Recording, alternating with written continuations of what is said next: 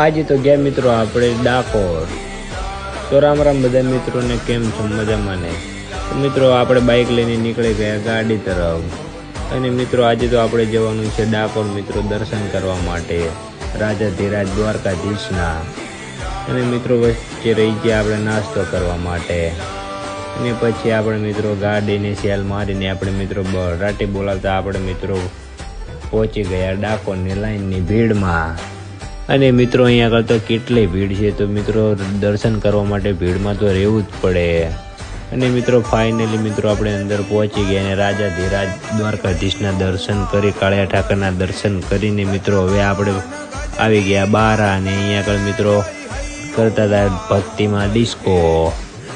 અને મિત્રો હવે આપણે નીકળી ગયા જમવા માટે ને હવે આપણે મિત્રો જમીને આવી ગયા ગળતેશ્વર મહાદેવના મંદિરે નાહવા માટે।